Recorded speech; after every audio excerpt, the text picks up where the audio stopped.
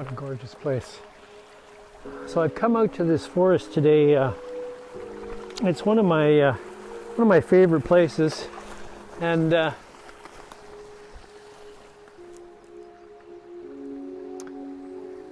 really feel at home here. Look at these big beautiful trees, and look at the beauty of this little stream beside us here, the water burbling away, and all these beautiful ferns, and I just feel like I've come home. This place really feels like home to me. It's a place I just don't feel like I can ever get enough of. I just love it here. This little tree right here, this is a yew tree. Yew tree has been explored, and I think they're using it now. In the bark, there's a substance that is used in cancer treatments. But whenever I see the yew tree, I think of my grandfather.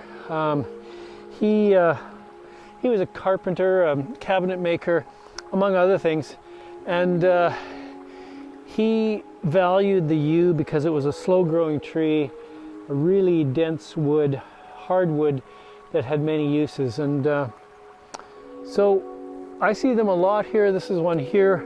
Beside this stump up here, there's another yew tree there. This is the kind of environment that they love, and so I have a real kinship with this tree. I feel at home here. But you know, not everybody feels at home in the great outdoors like this. Many people find it kind of threatening, and I'm coming up here to this other big stump, this burned out stump. Oh, maybe, I don't know if it was burned or not, but it's a beautiful, big, decomposing relic. Wow, amazing. And that's the kind of stuff that feeds me, is just seeing all that kind of thing, the beauty. The expansiveness of this forest, and everywhere I look is beauty. Beauty is the thing that does it for me. I just love it. And but the reason I'm here today is partly to talk about refuge, because you know that's important. We all need our refuges, places that we can go to just feel safe and secure, and build up our strength to go back into regular life. But the other thing that I want to talk about is that sort of a fulcrum around which we balance our lives. And the particular fulcrum that I'm thinking of is the point between solitude, what I'm enjoying today, and community. And you know, we need a balance between that in our lives. We need the solitude to really slow down and experience the grandeur of places like this.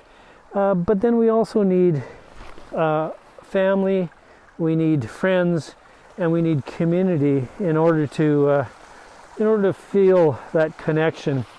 And so connection is something I'm going to talk a little bit about. It's very important to me, and I think it is for most human beings. And that's kind of part of what this story is about today. So I hope you'll spend some time with this video and share this beautiful forest with me. And I'm gonna talk a little bit about those topics.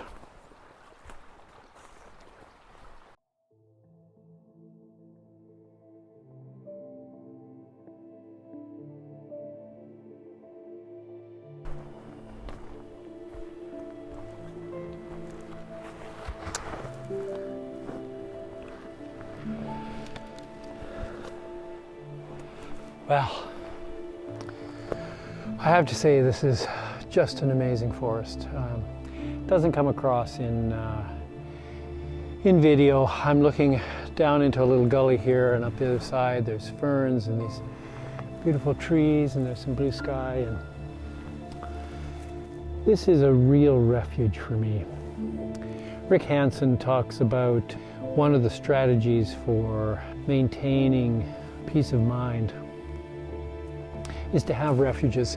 And if you have a refuge that you can go to and feel that peacefulness and then just really take it in, like really experience it and hold on to it and make a memory out of it. You know, when I'm out in these places often, I just look and look and look at things to really take them in, really see them for what they are, and cement that sense of a refuge in my mind.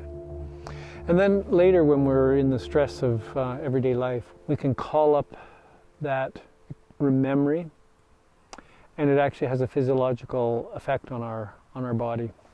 It actually reduces our anxiety.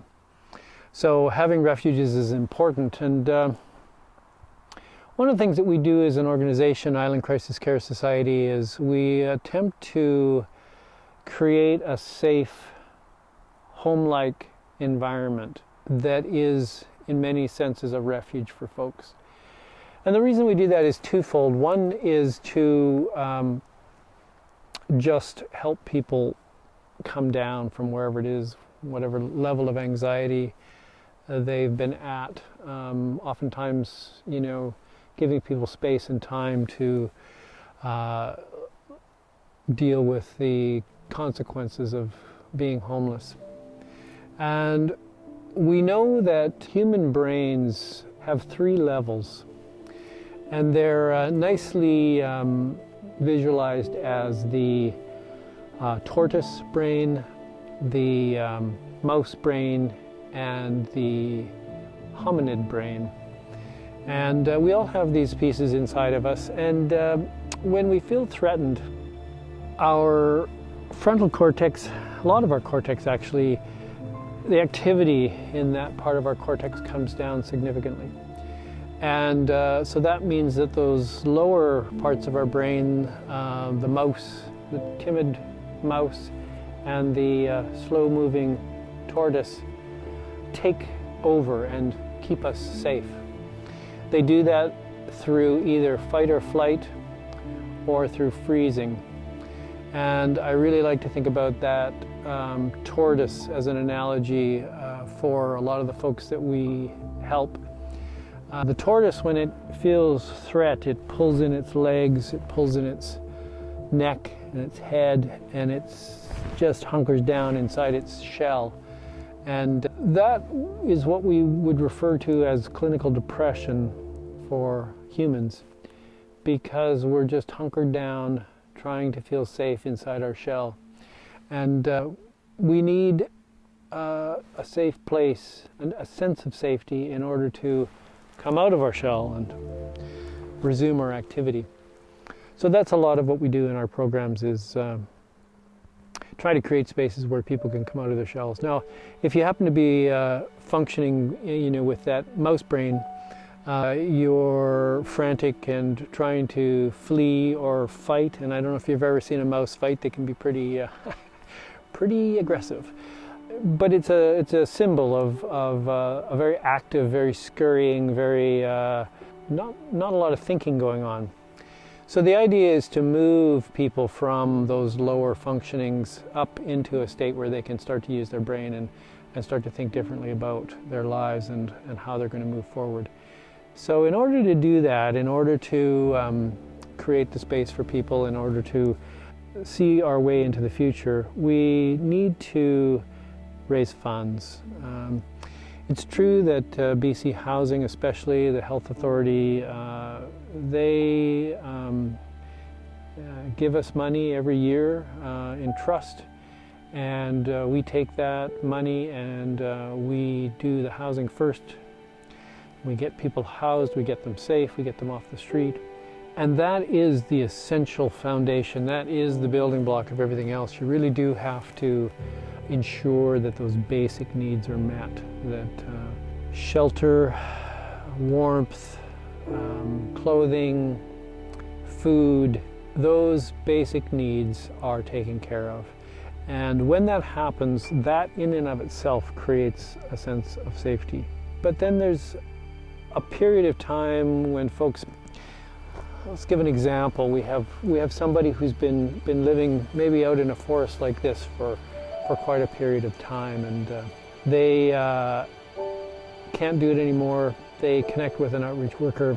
They end up in a supportive housing program, and they start to feel better. They start to be able to come out of their shell a little bit. And then the reality of their life can often sort of rush in on them, and seems like, you know, there's no hope for the future. And I know a lot of our staff, a lot of what they make a big deal about is hope. And so the fundraising that we're doing in many respects is about that. It's about, what do you do now? Now that you've taken care of those basic needs, where do we go from here? You know, one of the programs that we've started in the last year, Handmade for Hope, is a career skills development program, just really attempting to discover if some of those very basic skills help. You know, we believe they do. When you work on something, when you work on making something, when you have successes making it, then you gain some confidence and you start to think about other things that you might be able to do. And so that is one of the programs that we're running. And we really want to run a lot more programs like that. We want to include more volunteers. We want to give some attention to how do we help folks with the trauma and you know, terrible life experiences that people have had. Because, you know, all of us struggle to overcome those things. You know, even somebody like myself who's had a really good life, I've had my share of experiences of suffering and roadblocks and things that I can't get over, and, you know, learning new behaviors and learning to move on. Yeah, it's hard work, but the benefit is that when people do that, when they do make progress and you know, stand up, feel some confidence, move forward with their life, it benefits everybody. It benefits them, it benefits the people who are helping them, and it gives a kind of hope that some of those very basic elements can't. You know, like when you first experience having a roof over your head and food to eat and people around who are supporting you, that's wonderful, but your thoughts are still about survival. But when you start to actually build your skills and abilities and you start to make plans for the future, then other things come up. How am I going to get along with people? How am I going to get a job? How am I going to do those kinds of things? And so that's the future for us. That's you know, that's what we're hoping to do at Island Crisis Care Society. Is we're hoping to do more of that kind of thing. So helping people helps the wider community. And, you know, we know that just intuitively. We know that in our bones, in a sense, because yeah, that's what altruism is about. That's what caring for our neighbor is about. It's a natural response to people who are in need. And one of our great strengths as a species is that we come together and support each other for success. So when you donate to Coldest Night of the Year, that's what you're contributing to. You're contributing to an organization whose goals are to really help people who are in the most dire situations move forward with their life. And while government funding is great, it only goes so far. And you know, people can get stuck in a place in their life because there's just no more options. You know, the emotional and psychological difficulties that we have in life can often be the biggest impediments to our moving forward. So those are the kinds of programs that we're hoping to develop, and I really hope that you'll consider donating to sponsor myself in this walk that we do every year to raise money to do bigger and better things in our community. So thank you for taking the time to watch this video, and I look forward to seeing how you choose to respond. And whatever you choose to do, I know it'll be good, because I'm only sending this video or only intending this video for people who do really want to make a difference in the world. And so I have a feeling if you've made it this far in the video, that's you, and I know whatever you do, it'll be the right thing.